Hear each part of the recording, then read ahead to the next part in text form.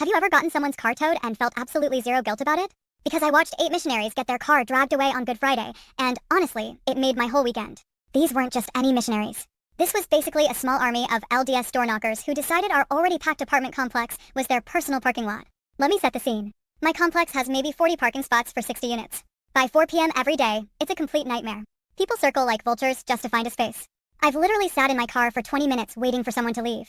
So when I pull in Friday afternoon and see this massive group of missionaries unloading stacks of Easter service flyers from their car, I'm already annoyed. There are signs everywhere. Huge yellow signs that say, permit parking only, violators will be towed at owner's expense. You can't miss them unless you're completely blind. But these guys? They park right in the middle of our lot like they own the place. I watch them march through the complex in formation, knocking on every single door.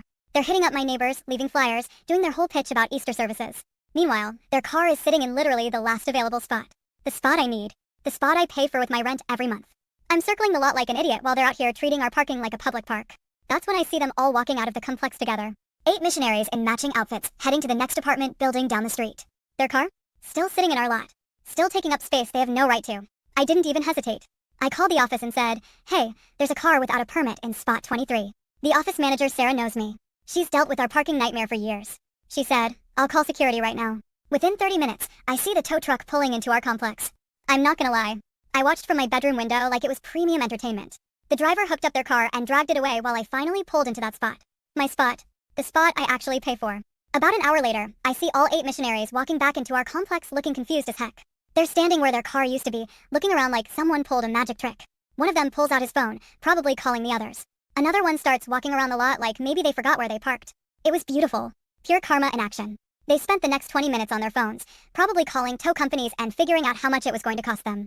Friday afternoon, trying to get their car back, dealing with tow fees and impound lots. All because they thought the rules didn't apply to them. The best part? I'm sitting in my apartment, finally parked legally in my own complex, watching them deal with the consequences of their entitled behavior. They came here uninvited, knocked on our doors without permission, and used our private parking like their personal convenience. But somehow I'm supposed to feel bad that they got towed? I paid rent for that parking spot. They paid nothing and expected it anyway. Have you ever had to deal with people who think they're above the basic rules everyone else follows?